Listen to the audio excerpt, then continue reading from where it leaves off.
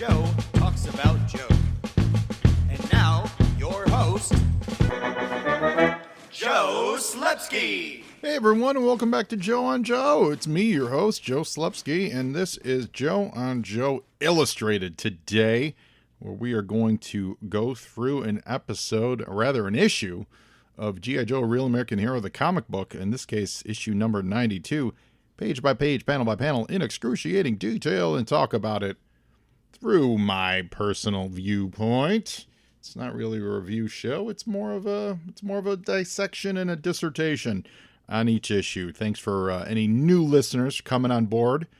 I noticed we had a nice big week last week, so welcome aboard, everybody. I hope you guys enjoyed the show, and I hope you're coming back for a second one. This is it's a fun issue. It is a continuation from some special missions adventures, which we have not covered on this feed. So I have a little bit of homework to do, and I have to get those up. I do want to get them up and get them over on our Patreon, which is at patreon.com/joeandjoepod. And that's how this show is supported. The show is also supported from our friends at the Movies and a Meal podcast. Listeners, I know what you need in your life. You need more podcasts. And you also love movies. So why not do a podcast that's about not one movie? It's about not two movies. It's about 3 movies and a meal. I'm talking the Movies and a Meal podcast. This show is great. It's brought to you by Keith, Brad, and Ben. And each week they bring a new movie to the table, which they all discuss as a group. And it's not, your highfalutin movies. It's What We Do in the Shadows, The Fantastic Four, Rise of the Silver Surfer, and Out of Sight. It's Bad Education, Ghost Rider, and A View to a Kill. It's X-Men Last Stand, Queen Sugar, The Mandalorian, and Major League 2. They are a lot of fun to listen to. You guys know Ben. It's our friend Ben Pensarga. He was a guest on Joe and Joe. In fact, Ben was the very first remote guest that I ever had on this podcast, so he's always got a special place in my heart. I'm really digging this. I just started listening to it last week. It is a lot of fun.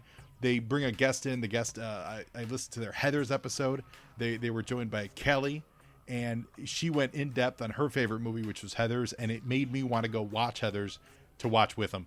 I really dig it. So guys, find them out there at Movies and a Meal, Twitter, Instagram. Their website is moviesandameal.podbean.com. They put out 1 episode a week. Give them a listen, guys. Support them. Let them know Joe on Joe sent you. I don't think you're going to be disappointed. It is quite entertaining. And now back to the show.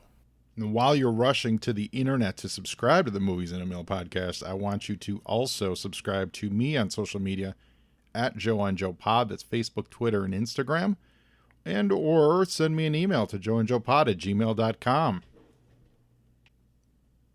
Let me know what you think of the show. Let me know what you think of the Snake Eyes movie. Let me know what you think of the state of G.I. Joe in general. Now, in order to get into the mood for where we were at in 1989, specifically July of 1989, when we were reading this comic book, we have a segment we like to call You Were Saying. And we look at the comic books that were on the rack the same month that this issue was. Now, this issue was cover dated November of 89. And so that means that it was on the shelf literally in July of 89. And other books from Marvel Comics include Spider-Man. Spider-Man had 3 issues, 323, 324, and 325. This is the tail end of the Todd McFarlane Amazing era. It's right before he launches the Spider-Man, the adjectiveless Spider-Man series. That should be coming in any month now, I think. And maybe like 2 or 3 months from now, you get the actual Spider-Man series. But this is that Assassination Nation storyline. What's fun about these covers is that he's drawing characters that he hadn't previously drawn a lot in the Marvel Universe. So you get a Captain America by Todd McFarlane. You also get a Sabretooth by Todd McFarlane. And then eventually you get a Red Skull by Todd McFarlane. They all look very cool. The Captain America is He's pretty cartoony, but it's fun to look at. And Sabretooth is actually really great on that 324 cover. You guys have seen it where Sabretooth's kind of crouched over. He actually is emulating Wolverine in the sewers on that cover. If you look closely at it, Sabretooth's even standing in water. It looks like it's... Oh, no. Well, actually, I take that back. I don't know. No, I take that back. It's blue like water, but he's on the edge of the cliff. But the pose that he's doing, it's that classic like Wolverine. I'm looking up at the camera. I'm hunched over. It's from when John Byrne drew him in the sewers during the Hellfire Saga. That's kind of what he's doing. He's flipped it a little bit, but he's taken that concept of a pose, and then he throws Spider-Man's hands over it. Looks really great. What else do we got here? Avengers West Coast, issue number 50. This is John Byrne's, speaking of him. He's on this book now. He just finished making Wanda go cuckoo and turning the Vision white, which should sound very familiar if anyone here watched WandaVision. But this is where he brings back the Professor Horton created Human Torch. Now, this is the World War II era Human Torch. And I know what you longtime Marvel heads already know all this story. But I know what you longtime Marvel heads are thinking. Wait a minute. The Human Torch was the same body frame that Ultron used to create the Vision. So how could the Human Torch and the Vision exist at the same time? Well, that's what John Byrne set out to fix here. So John Byrne came up with some convoluted reasons, and I don't mean that as a knock. Actually, I think being additive to the canon here works really well. So then you can actually have the Human Torch coexist, the old school Human Torch coexist in the same timeline with the Vision. But for a long time, I believe when like Roy Thomas was telling the Vision origins, they said that they used that Ultron had used old school Human Torch's body. So this was Byrne's way of retconning that, which I'm sure was some kind of internal pissing contest with Roy Thomas or the other, because they used to do that all the time in the 80s. I'm sure it still happens today. But yeah, so now we could actually get it was Roy Hammond, I believe, the original Human Torch. So now we can use him in the modern day Marvel universe, which he does. He shows up everyone's. I believe he was like. He ran the Avengers Academy a few years ago. He's like been in charge of security at the raft. He's one of those characters that shows up when they need a fiery character, but they can't get Johnny Storm, or they don't want to use Johnny Storm in the FF, so they bring in the Human Torch. So Human Torch comes back Byrnified in issue number 50. The Bloodstone hunt continues in Captain America, as I've said before, one of the best arcs of Cap, especially during this era, but absolutely probably one of the top 10 arcs of all time of Cap. It's just a great story. Introduces us to, what's his name? Crossbones. Yeah, the Red Skull's henchman Crossbones, which was used in the movies. I just finished reading some Jeff Parker Thunderbolts where they used Crossbones and properly dispatched of Crossbones, Jeff Parker, and also the Warren Ellis stuff, and they used him pretty well in those. He was used well pre-Crossbones in the movie, but then they just used him as a plot device to kick off the events of Civil War II. I wish Crossbones as a character had stuck around the Marvel Universe a little bit more. I like that they kind of posited that he had been a thorn in Cap's side for a couple years after the events of Winter Soldier. But Marvel has a habit of killing their bad guys pretty quickly. So they just previewed Shang, as of this recording, they previewed Shang-Chi over the weekend. A lot of people are saying it's great. I really hope it is. And I hope that it leaves a lasting villain is what I hope. I hope that at the end of it, you get some kind of villain or something that can carry forward and have some more resonance. I think in this next phase of the Marvel movies, I hope they just give us more lasting villains, and not necessarily villains that turn into good guys, just villains. Villains are cool. We like villains. Special Missions 27. G.I. Joe is actually starting to go bi-weekly now. So G.I. Joe goes bi-weekly for the summer. So we have 2 issues of G.I. Joe on the stand this month, which the next issue, G.I. Joe 93, which we'll probably cover next week. And that is that big, awesome 3-part top secret Snake Eyes origin stuff where we delve even further into the early days of Snake Eyes. And it's great. And I'm very excited. And Mark Bright's on board. And I fell in love with his artwork during this time. So that's really cool. What else? So Iron Man, everything was bi-weekly. Iron Man has 2 issues. Mark Spector Moon Knight has 2 issues this month. What else? I'm sure the X-Men were, right? If we scroll down here, I am sure the X-Men were. Yep, X-Men were. X-Men have 3 issues. So this must have been a long month. This must have been like a 5 Wednesday or 5 Thursday or whatever day they were going out that time. Because comics didn't always come out on Wednesday. Reminder to everybody. When I was shorty, they were. I mean, they went from like Tuesdays to Thursdays. I think it was Fridays briefly. And then it settled on Wednesday. I don't know if that's the exact order, but I don't ever remember being it on a Monday for sure. That is for sure. But I really remember Tuesday drops, Thursday, Friday, and now we've been on Wednesday. And we've been on Wednesday for like the last 20 years. I think since Diamond took the monopoly, everything went on Wednesday. But X-Men 251, 252, and 253. This is after they all went through that Siege Perilous, which was that gem that judged your worthiness based on your soul, like the things you've accomplished in life, and you get reborn through it. So sure enough, where does Wolverine land? Oh no, I think what it was the Wolverine didn't go through it. I think that was it, because basically Wolverine got caught by the Reavers, who they were living in the Reavers Australian hideout, and he gets strung up. And this cover for 251 by Mark Silvestri is he's strung up on basically a crucifix, but it's an X-based crucifix in the desert to die, and Jubilee has to come rescue him. Yeah, I think Wolverine's the one who didn't go through it, but everyone else gets time tossed. And in 253, you see Storm as a baby, Colossus is an artist in New York, and then Wolverine and Jubilee are trying to go around the world and trying to reunite the team, get them back together. It was a fun little story. I don't know how successful it was, but it was a fun era. Kind of kept them on their heels. And remember, the world thought they were dead at the time. Even Wolverine was also in the multiple issues. Wolverine had 3 issues this month: 15, 16, and 17. 17 is that great cover. John Byrne again showing up. X Factor was also twice, 46 and 47. That John Byrne cover for Wolverine is the one where he's leaping out at you. It's got a red background.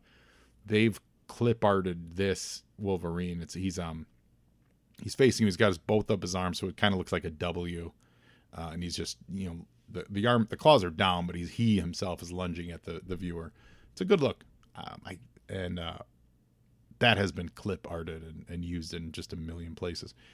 What If has 2 issues now. What If may not see some. You know what? Some of these 2 issues actually may not be actual published bi-weekly. It may just be because there were the five weeks in that month. Because there's 2 issues of What If. I can't see that being a book that they would go bi-weekly for the summer. Interesting. So maybe the ones that have 3 were bi-weekly. So like X-Men and that actually has to be it. It's X-Men and Spider-Man. We'll see if G.I. Joe is actually bi-weekly. Give me 1 second. I'm going to go to the next month and we'll see how many issues of G.I. Joe are on the stand. Because we want to be accurate here. And, we're figuring this stuff. Some of the stuff we're figuring out on the fly. No, G.I. Joe is definitely bi-weekly because you've got 2 issues showing up next month. So, interesting. So, that's it for Marvel Comics. You were saying? And now we're going to go over to DC comic books. And we're going to see what books are on the shelf for DC. Action Comics 647 is Superman fighting Brainiac. And remember at this time, Brainiac was because they were rebooting Superman, they took the opportunity to kind of reboot Brainiac, and it was rocky. It was a rocky reboot. They tried to honor all eras of Brainiac, and so they first had him be a carnival barker, carnival barker is the wrong thing, like a carnival mentalist, which is what he was when he first showed up, like first Golden Age stuff. But they had him possessed by an alien entity, the alien entity being actual Brainiac. And I think this story is when he comes back non-carnival barker, but in that, like, Brainiac's in full control. And it took them a while to just say, oh, okay, he's a tyrant from Kolu and he's here. So they stuttered with the reboot of Brainiac. And then they would get shown up in about 4 years' time when Superman the Animated Series came in and just said, yeah, no, Brainiac's just this intergalactic thing. He's an AI from Krypton and was partially responsible for the destruction of Krypton, which is such a great connection to Superman. I like that combination where it could be both. It's an AI from Kolu that had a hand in destroying Krypton. I kind of like that a lot. That's my favorite version of Brainiac, but it would take him a few years to get there. Let's see here. Huntress has a fun cover. This is a very it's Huntress number 8, and it's the Huntress standing on a crossword puzzle. And the crossword puzzle then goes up. It's the floor, and then it goes up the wall, and it's filled in with various words that are pertinent to the story.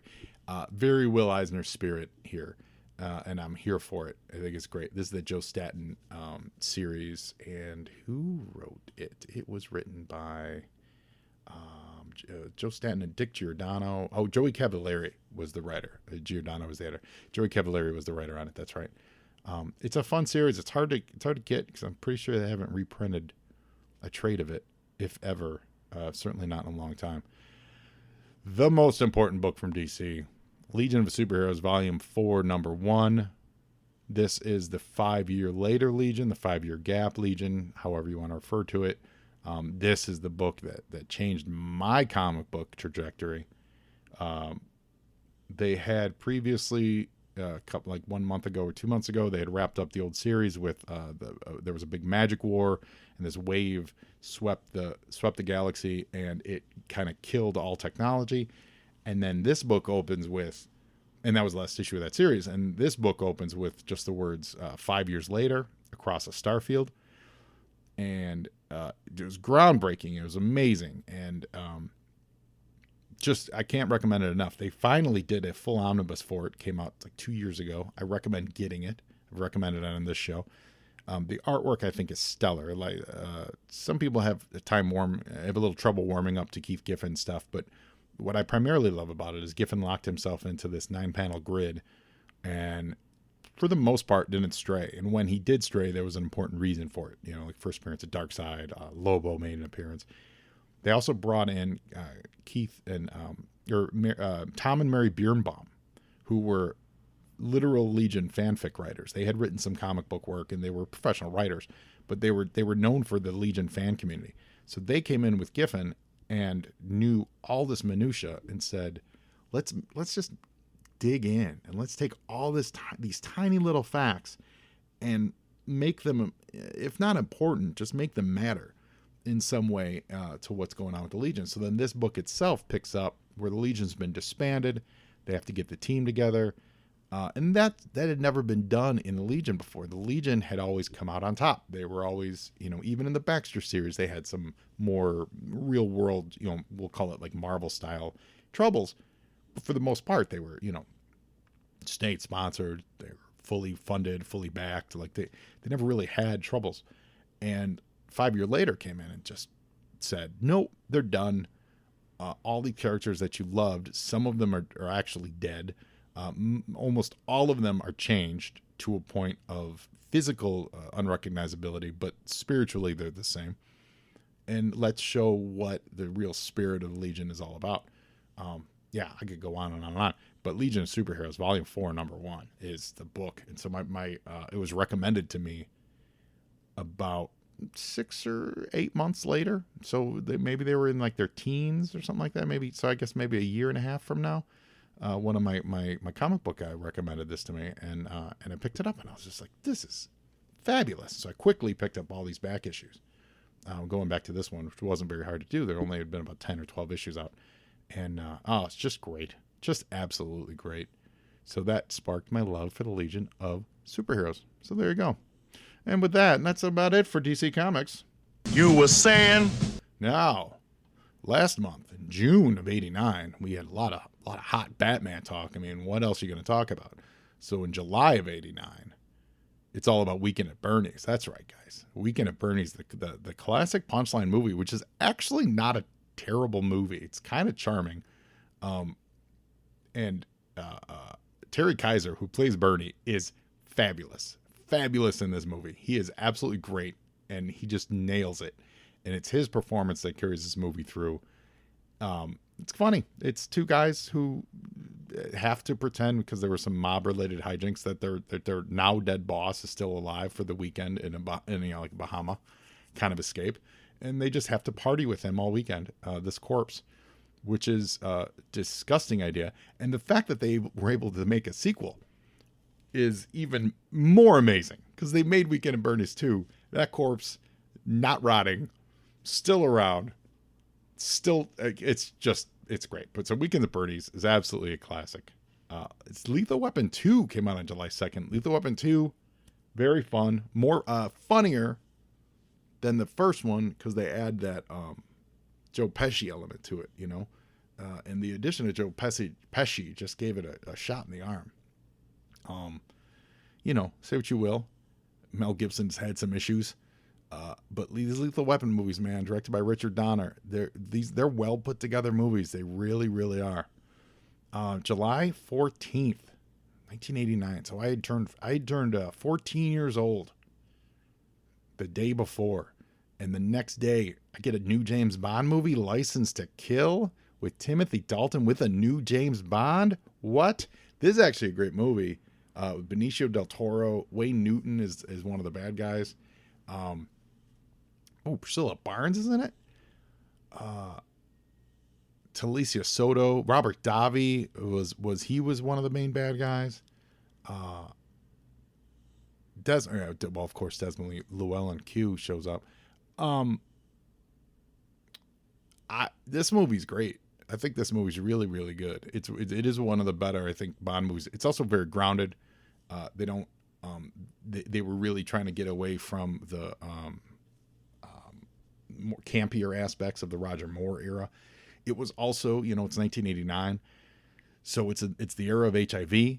So they were also trying to tone that down to make him not as much of a gigolo. So some of those elements for all of the Dalton movies were stripped away, and it was just played more real world and less silly. I think this movie works. I think it's a good movie. I think it's always worth a watch. License to Kill. So on July 21st, you got Shag, which is that movie with they dance in Myrtle Beach. And then you got UHF with Weird Al Yankovic, a cult classic. I did not see this movie until I was an adult, and I get it. I get why you would love this movie. I enjoyed it, absolutely enjoyed it, but I get it. Like it escaped me when I was a kid. I had no appeal to me. But now I'm like, oh yeah, I absolutely see why you would absolutely love this movie and hold on to it. And then July 28th, Friday the 13th, Part 8, Jason Takes Manhattan, and Turner and Hooch. Well, that's a twofer, right? That's you go to the theater and you're either going to see Friday the 13th and or Turner and Hooch. They just did a Disney TV show for Turner and Hooch, which I have not seen. But Friday the 13th, Part 8, Jason Takes Manhattan. Never has there been a greater disparity between the promise of the title of a movie and the actual execution of it. Jason actually tearing around Manhattan, really getting into New York and really doing New York murders would have been amazing. Jason on a boat never mind how did the boat get from Crystal Lake to New York, but Jason on a boat for the first hour of the movie, and then 20 minutes on bad sound stages that are supposed to be the dark alleys of New York, is not a movie called Jason Takes Manhattan. I want Godzilla level responses to Jason running around Manhattan. If there is any remake energy coming from the Friday, and I know there's all kinds of legal troubles with Friday 13th, someone needs to remake and do a good version of Jason in the big city, whatever you want to call it. If you don't want to call it Jason Takes Manhattan, call it whatever you want, but Jason in a big city environment, I don't know if it'll work, but it's to do it, you got to do it in a full committed way with a real budget where you can film on set. Don't punk out the way they did, where they took they had 3 days of exteriors with him in Times Square, and the rest of it is all soundstage stuff. Like, really put Jason in a city, and what would that be like? Find some convoluted reason early on. Early, though, not just in the last 25 minutes of the movie. Otherwise, that's how you end up with Friday the 13th Part 8, Jason Takes Manhattan. With, though, genuinely one of the great trailers of all time. I think it's Sinatra singing New York, and you think it's some kind of, either love story or just New York based thing, and then they cut to Jason. That was such premise, and such promise, and then You were saying? nothing. Now Mass is ready. let's get into G.I. Joe number 92. This is $1, $1.25 in Canada, and the cover is really cool from a color perspective. I kind of like, because it's old school coloring. Well, let me tell you what it is. It's the thunderclap, and it's the thunderclap shooting the cannon, like at an angle towards above the head of the camera, right? And what's his name? The thunderclap driver, Long Range, is he's holding his ears, which, to be fair, doesn't actually make sense, because if he's the thunderclap driver, he's got his helmet on. That helmet, I'm assuming, is padded to help with the noise. I mean, that's the whole point of wearing that helmet. You're driving that vehicle. Whatever helmet they give you has to have enough sound baffling to do it. However, having said all that, it's a great, you get the point is put across, that it's just loud and thunderous. Couple things stand out here though. So going back to the coloring real quick, it's great. It looks like it's the sun, but it's really not. It's the explosion from the thunderclap, where it's like a ring of red, orange, lighter orange, then yellow, and then there's the speed lines around it. It's a nicely rendered thunderclap with really, really great perspective on it by Mark Bright. That's, I should say, covered by Bright. And the coloring today would be a more smooth, like, it would just be smoother, but it's just these concentric rings of color that really pop for me in this, like, art deco's, I'm sure is not the right word, but in this pop art kind of way, like this, just boom, boom, boom, red, orange, yellow, and I dig it. Let's look a little closer though. Most likely, when Mark drew Long Range, Long Range was going to be covered up by the Spider-Man logo, because look at his feet. His feet are not on the ground. It doesn't look like he's standing on I guess his right foot, you could say he's standing on that platform, like the edge of the thunderclap, but it seems like they kind of cut and pasted and moved him over from something. So because he's definitely not on the ground. Like, there is a ground and his feet are above it. So I don't know. Maybe they are trying to say he's actually standing on the machine, which sort of works, but it sort of doesn't work. To me, it just looks like he's floating. Still, wonderfully rendered, and I really, really, really like the perspective and the details that Bright brings to this illustration of the toy. It's great. It's exactly what I want in a G.I. Joe cover. Yo, Joe! Thunderclap. Script by Larry Hama. Pencils by Mark Bright. Colors by Bob Sharon. Bobby Chase, editor. Randy Emberlin. I was thinking Andy Mashinsky. Randy Emberlin on inks. Rick Parker on letters. And Tom DeFalco, editor-in-chief.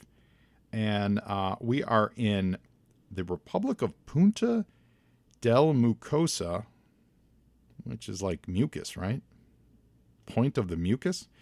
Not far from the border of the often visited Sierra Gordo, the G.I. Joe canon.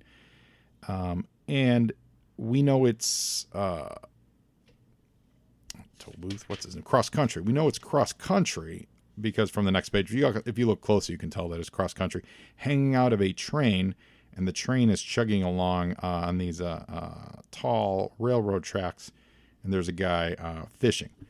Now, a couple things. If you look closely, the guy fishing, there's no string on his fishing pole. That's important. I actually don't think that's a mistake. There is a string at the end of his pole, but the string is not drawn in the water. He's just like sitting there. And above it is a cobra condor. And on the train is the aforementioned thunderclap as like storage on one of the cars. So you see Cross Country pointing out that there's a, quote, condor circling up there. Yo, Joe! Now, we get introduced to some of the players. And here's the other thing, too, guys. There's a lot of dudes in this comic. I'm gonna make mistakes. There's a whole lot of dudes. Between there's October Guard involved. There's Joes. There's these revolutionaries from this Punta del Mucus. There's a whole lot of vehicles. This is one of those issues where it seems like they were either told to or just said, hey, you got a whole bunch of characters to introduce or a whole bunch of toys to use. Have a fun adventure. Use as much as you can. Voltar's in here. There's Iron Grenadiers. There's all kinds of fun stuff. That's what this issue is. This is not one of those like progress the main drama storyline of the Arashikage clan stories. This is all these toys. They're all on the shelf. Have fun with them. And it's great. This first picture and the detail that Bright gave us on this page is fantastic. You've got guys playing cards. You've got these soldiers sleeping. Rumbler is playing cards. There's the detail on the actual playing. Like there is a level of attention to detail and placement of people that is that's just dynamite. And it's I believe it's long range. That's sitting on the chair behind the general, and and then they make sure to draw. I mean, it's well done. It puts you. There's chickens running around. It puts you in this car. It's really, really good. But we're basically we're getting caught up that they're driving through this country, this Punta del Mucosa. And this general is from there, and he's worried about them going into the Sierra Gordo airspace and stuff. And Cross Country's got a G.I. Joe guide to Cobra uniforms, weapon, and vehicles. So he's using that to identify that he sees the Condor flying overhead. Yo, Joe! Meanwhile, in the Condor, we've got an Arrow Viper. And he's calling to say that he sees a Punta del Mucosan military transport train, and it's heading towards the Sierra Gordo border. And he describes this Arrow Viper describes the artillery, which is the thunderclap. He describes it to Voltar, and the Viper there is looking in a Cobra guide to G.I. Joe uniforms, weapon, and vehicles circa 1989. It's really funny, and it's a funny gag that will show up again in multiple places. So Voltar's, he says those tracks, it's a train, right? So he's like, those tracks won't go anywhere near Sierra Gordo, so don't worry about them. And this is our first reference to special missions. He says, better worry about those mercenaries from the NABM, which is the North American Banana Monopoly. And they talk about Special Missions issue 26, which would have been last month's. They managed to put that two-faced counter-revolutionary El Jefe back in power, and now Voltar has to recapture and invade Rio Lindo all over again, which is the capital of Sierra Gordo. So this is a real continuation from Special Missions. Yo, Joe! And then we get a great half-page spread here of Voltar talking about now that Destro has allied himself with Cobra Commander again. He's complaining that he's stuck with all these Cobra troops and their equipment, their logistical nightmares. So we've got Cobra troops and we've got Iron Grenadiers. Fang 2s are involved. The Demons are there. Alley Vipers and Frag Vipers. And he actually sends them first because he says no sense wasting good Iron Grenadiers and Annihilators. We got Ferrets and the Demons. And so they're heading towards Rio Lindo to get El Jefe out of out of power, so to speak. Yo, Joe! Now, over in Rio Lindo, classic storytelling, by the way. You set it up, you have someone announce their goal, and then you just use that as the segue to get to Rio Lindo. And in Rio Lindo, we've got a whole bunch of Cobra Fang 2s flying overhead, and then there's the Sierra Gordo mercenaries, and this is El Jefe. It's his temporary control shack, so to speak, and they are hiding from everybody. And this is Swinson, who is the North American banana monopoly guy. He's telling them to hire more mercs, bribe more officials. Money and influence can solve any problem. And we see that that guy at the bridge who didn't have a line in the water is actually Horatio, his spy, and he's the one that's telling him that there's a G.I. Joe Thunderclap on its way through the mucosa, and he says it's capable of shelling Rio Lindo if they could get it through the rainforest. And he's reading from El Manual de Arma y Uniforme de G.I. Joe, so he's reading a Spanish version of the G.I. Joe manual, which is just absolutely priceless. Yo, Joe! Now, before we go further, we've got an ad for the Olympic Earn Famous Name Prizes or Earn Cash. Sell cards and gifts from the free sales catalog. And this is the one with the Captain O operator, the guy who looks like a little bit like Black Lightning from the Super Friends, hanging out with a bunch of cartoon kids. And they want you to sell crap. And if you sell 23 items, you get a robot telephone. If you sell 8 items, you get a watch. You can get a periscope. You can get a radio control car. If you sell 85 items, you can get an NES Nintendo. Did anyone?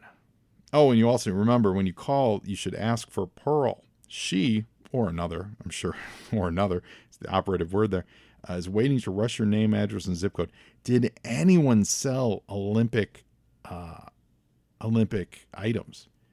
I've seen this catalog. I've seen this advertisement just in a million comic books. And I wonder if anyone ever sold this. You could get CBS records or tapes. If you sold 8 items, you can get a CD. There's some actual name brand stuff here. Blackstone Magic Show Kit. You can get a Super Mario Brothers 2 cartridge for 42 items. You could get some fun stuff here. So let me know, listeners. Wet n Wild Double Dare game? What? Did anyone sell Olympic products? Or, if not Olympic, any one of those products? I know there were a couple other places that did that.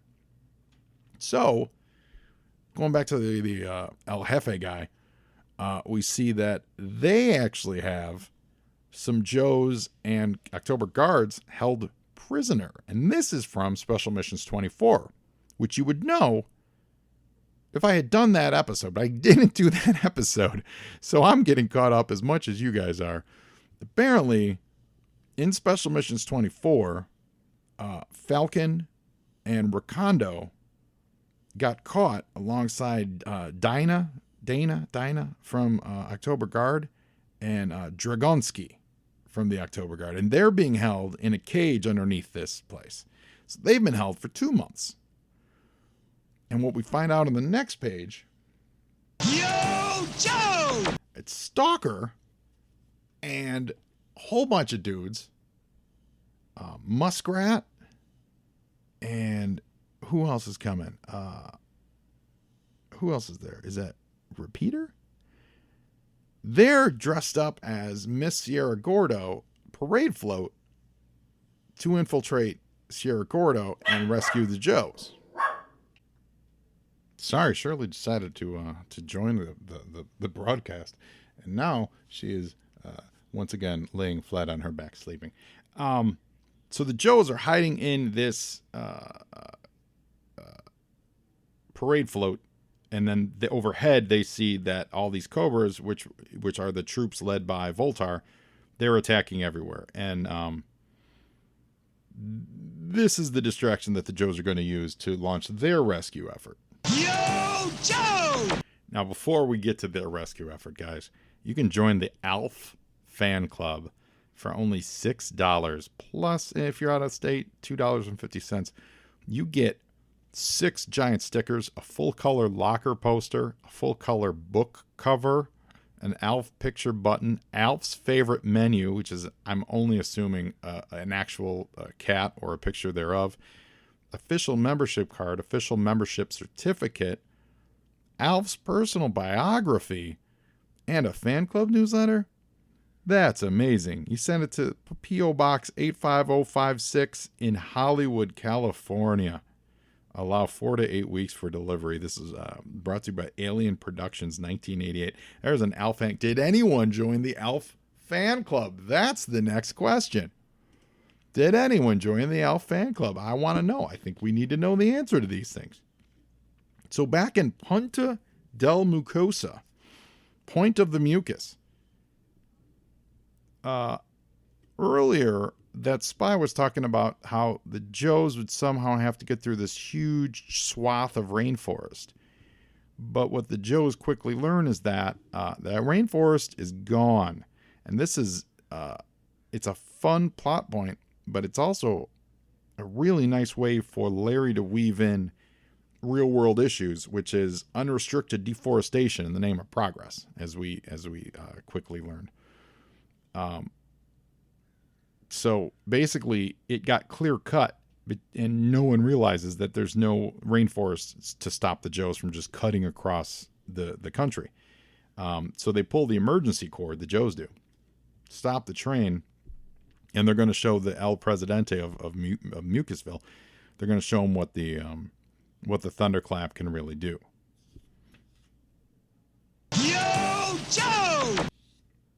Now we get a nice, and this is good sequencing for the toy, because we see the thunderclap drive off the truck. It's all, it's in sequential pieces, and it ka-chink, ka-chunk, gonk, ka-gonk, and then it's on its way. So it's a mobile transfer, and this is, again, it's kind of showing you how to play. Like, it's showing you these are all the things this toy can do. You should go to the store and buy it because it's pretty great. And Cross Country points out that there's a survey marker up on the mountain from when they started the logging. So that's where they're going to head to, which is like on the top of a cliff. And the Presidente points out this was all covered with dense rainforest just 3 weeks ago. Good storytelling on this page.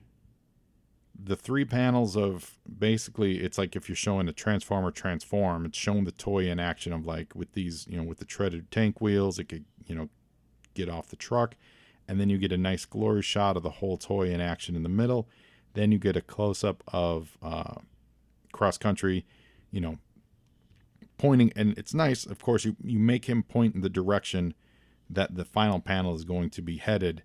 And then in that final panel is a long shot showing you the direction that they're then going to spend the next, however long time. Once this page leaves them, they're going to be heading up this mountain. So it's really basic, strong, good storytelling techniques.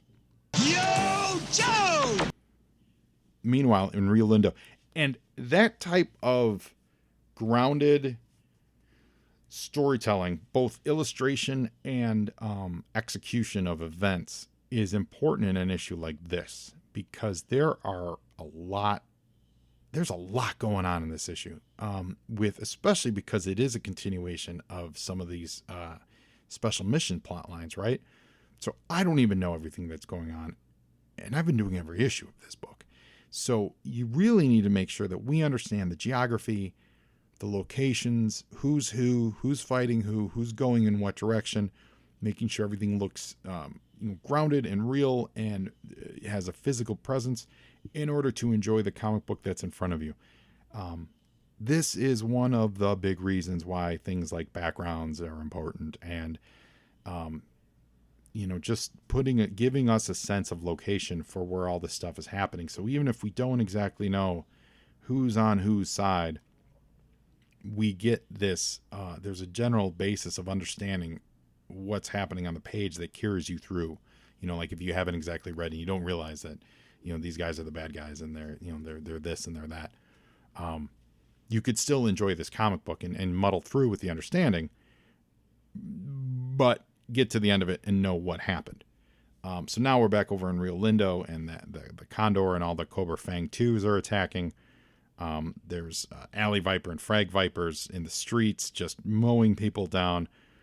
They say they're sweeping past the remains of the, quote, Miss Sierra Gordo parade, which is, we know where the Joes were.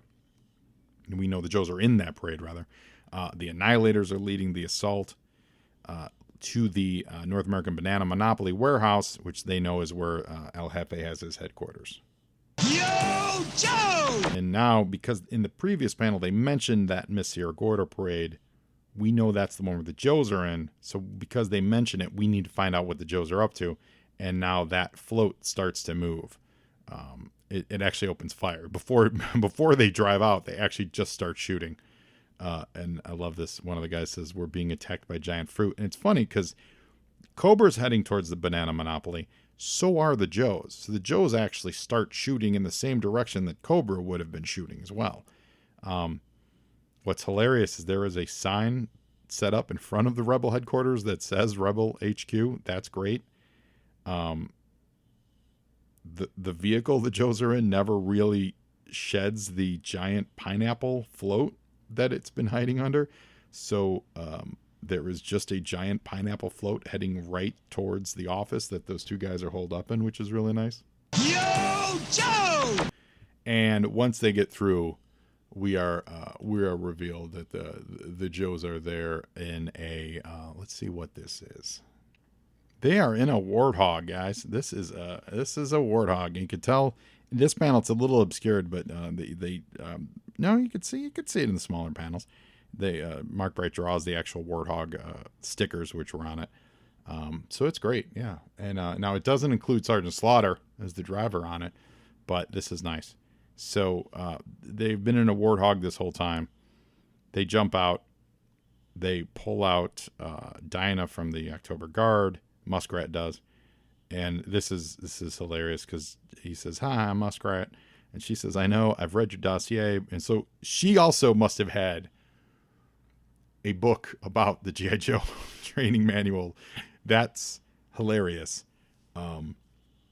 So they're here to rescue the Joes, and they do it successfully. Yo, Joe! So now the Warthog punches its way out. Now it's got to punch its way out past all those Cobra Vipers that were hanging out outside. And they are shooting. This Warthog's a pretty cool toy. I never had one. I'm actually not very familiar with it. But it's pretty great. It came with Sergeant Slaughter, which is fun. But yeah, man, I'm taking a closer look at it now. And it's an amphibious infantry fighting vehicle. Looks like you could stow some dudes inside. Yeah, this Warthog is good. I really like the actual paint, or not paint, but sticker applications where, like it's meant to be like a Warthog. That's really fun. And here, Diana confirms that she says she read all the top secret information in Moscow at Dossiers R Us. And the Joes run out of missiles, but it's a nice spotlight for all the features of the Warthog because the side doors are open, so you show that you hide. It looks like shockwaves in there. Shows that you can hide your figures inside of it. It's got a lot of firepower. Got the tank treads. Yeah, this is great. Yo, Joe! Now that Condor is kind of given a little bit of play-by-play, saying that the Warthog, it's fought its way out of the warehouse and it's heading for the border. There's some demons here, and they see that the El Jefe guy and that the guy from the North American Banana Monopoly, they quote unquote escaped via the water. They're getting attacked by some random crocodiles, and he's trying to call a counterattack, but it doesn't sound like he's getting much. He's getting anywhere with that. They're trying to bring in more mercenaries, and basically these guys are on the outs. Yo, Joe! Now on the border, or on the highway to the border, the Warthog is making good time. They're 20 kilometers away from the border. Really good storytelling here. This is planting a camera in one spot and giving us the 20-kilometer sign, having the Warthog in the frame with some missiles chasing it. Then you get a frame of nothing. then you get a frame of the demons that are chasing them. So it gives us a good sense of pursuit, of speed, of location. Nicely done on this page. And then we cut to Stalker, and we see that they keep seeing that this condor is just giving up their spot the whole time. So and Scoop's involved here too, guys. By the way, Scoop makes an appearance. Like everybody's in this. Also, they're in the jungle, and because it's this era, Stalker is absolutely in his snow gear from when he had the kayak. He's even wearing like the knit cap and everything. He looks great, but wrong choice of outfit for being in the jungle. You literally, your normal look would have been perfect, Stalker. Yo, Joe! Now, in Punta del Mucosa, they pull the backblast as close as they can to the edge of that cliff, and it seems like they're going to be able to make the shot. And what's funny is this El Presidente, he thinks it's just target practice. He doesn't realize that they're going to be shelling their neighboring country with live fire. So they're letting him believe that. And they're like, yeah, we're practicing. Sure. We just need you to step out of the way. Don't worry about that black smoke that's coming up. And he says, don't worry. I've got to double check the survey marker. We don't have any of these demonstration practice rounds to go astray. So that's really funny that the Joes are just snow jobbing him. Yo, Joe! In Sierra Gordo, that condor is trying to locate the warthog using the thermal engine heat. And who do we have here? Backblast. He's got his giant missile launcher. It's funny. The more sophisticated the toys got, the bigger their accessories did. You know, like back in the day, it would have just been, I got an RPG and here we go. But that missile launcher they gave Backblast is freaking enormous. But he uses it to shoot down the condor. So that's great. And that's using, yet again, another character using his toy in the right fashion to shoot down another toy. Like, there are so many figures and vehicles in this issue. It's great. Yo, Joe! And the demons are still on their tail, so now they've got to hike it up. They got no more anti-tank missiles. They're still out of the range of the Thunderclap. They're trying to get closer to the Thunderclap so that the Thunderclap can provide them support and get out of harm's way here. So they're shooting like small arms fire, but it's not really making any kind of dent. And Scoop here is useless, except they have him acting as dial tone. They have him or breaker. He's standing. He's being the communications expert basically. So he's asking for. He's telling them to stand by for firing coordinates, and as soon as they have them, he's going to give it to them. And they just passed the 15-kilometer marker, so that they know that they're in range. So this is good storytelling. Keeps us involved in where they're at. Also, if you notice, all these pages, Bright is drawing the warthog going from the left to the right. He's very consistent with that, so that it just constantly gives us subconsciously this notion of going in that direction. Imagine if, let's just say, because you could draw the other side, you could draw going left. It's visually confusing even from page to page to page. So you keep that camera on the one side so that the reader kind of gets a sense of whether, you're not looking at a map, but you do get this sense of progress because they're constantly moving and they're moving in the direction that you are reading. So that also helps. These are just small little tips to to keep the reader flow, keep the understanding going of storytelling and like the in between the panel storytelling. Yo, Joe! So now Rumbler's back, and he's going to he's helping Cross Country. They're loading up the shell. Cross Country tells us that the temperatures that generate that the thunderclap generates, after about 100 firings, they have to replace the entire barrel because the rifling gets worn away. And he says, "Do you know that, Rumbler?" And Rumbler says, "No. Why don't you hum a few bars and I'll fake it?" Which is a great old joke, just an old vaudeville joke. It's hilarious. So long range is ready. Scoop gives him a firing target. He gives him the actual coordinates, and he says, "Fire immediately." And This is great. Long range is long range. I like long range, but man, that helmet's crazy. That helmet is wild. So, and also that helmet absolutely should be protecting him from the noise. And I don't know if this is a slam, this next panel. Is this a slam on the character? It can't be. It can't be a slam on Metalhead. Metalhead's not here yet. Metalhead doesn't show up until 1990. But you have Long Range say, or the Presidente say to Long Range, you're not going to fire this thing. And he says, we sure didn't drag it all the way out here to stand around and yell bang. And what did Metalhead used to do? Stand around and yell bang when he fired. I don't know what came first, chicken or the egg, but man, is that prescient. And I think it's great. And it fires like it's fire. The explosion is so big. The back trailer gets rocked. It is awesome. Mark Bright really nails for us just how powerful this shot is. Yo, Joe! And in Sierra Gordo. Now this thing has to fly. This shell has to fly at 15 kilometers. That is a very long way. It's not instant. I mean, it's going up and it's coming down. They got a little bit of a second here. So Scoop says, Long Range says, quote, delivery is on its way. And in order to make I love this because we have to make sure everyone gets a spotlight moment and they use their tools. We have Stalker telling Scoop, make sure you have a clear videotape of those demons heading for the border. So this is to say that they're going to say the demons were invading this Sierra Mucus thing, which Scoop gets on his video cam. And as they do it, there's the shell hits and it just decimates the road. There's a giant cavity in the road, so the demons aren't going to go that way. Like, what do they say? Destro doesn't pay me enough to get any closer to whatever did that. Yeah, so that crater is I'm sure the demons could actually traverse it, but that crater's pretty huge. Yo, Joe! And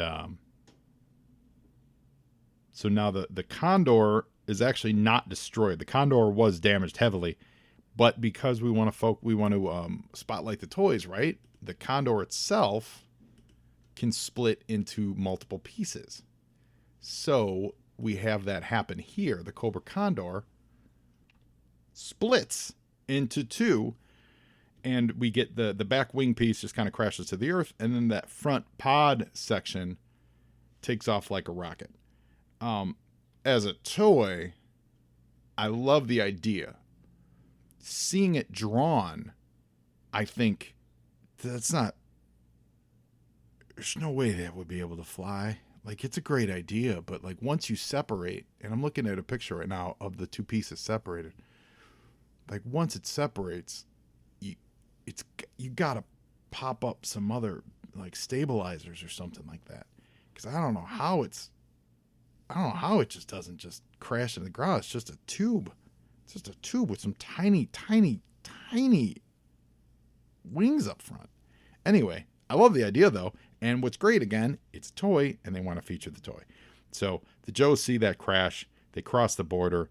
They're all snubbing their nose at him, and it's all good. Yo, Joe! And now in Punto del Mucosa, the president's very upset. And he says he's going to be furious with them. The Joe vehicle pulls up, and the Joes basically said, hey, man, we were just participating in the pageant when we discovered this plot was going to invade your country. And here's the videotape to prove it. And it's Scoop shooting the footage of those demons chasing them, which they then say is them invading the Mucosa. And Dinah says she's going to convince him because she's Miss Sierra Gordo. She has the sash from the parade, which was stuck onto the warthog. That's a whole lot of fun. It's a lot going on, though. And the fact that, real talk, Larry was able to balance this in the issue, and really you do follow what's happening and you keep up with everybody. And a lot of these are new characters and people you may or may not be following from this issue. There is a lot happening in this book, and he handles it pretty well. So over on Postbox The Pit, we've got some letters from Charles the Leader Warner. That's scary. Out of Alexandria, Virginia. Benjamin Summer out of Flushing, New York. Eric Trapper out of Binghamton, New York. Old Joe out of Knoxville, Tennessee. Old Joe, you still out there? That's funny. And David Plessick from Miami, Florida. And Matthew B. Pock from Chester, Virginia. And this is fun. So this came out, mid-'89. And it says here, in the letter back to Old Joe, it says, a new animated G.I. Joe miniseries is in the works right now. And the live-action movie rights have just changed hands again. So the miniseries, they must be talking about Operation Dragonfire, which was the DIC stuff. And then the live action, obviously, we know nothing ever would come of that. So that's it for G.I. Joe 92, guys. I hope you enjoyed it. It's a lot. There's a lot happening in this comic book, from just a keeping track of the toy perspective, not from any keeping track of any drama perspective. Just a lot of action, a lot of toys, a lot of vehicular play, which is cool. I'm always a fan of that. And we'll see you next time for G.I. Joe number 93. So now you Joe, and Joeing is half the battle.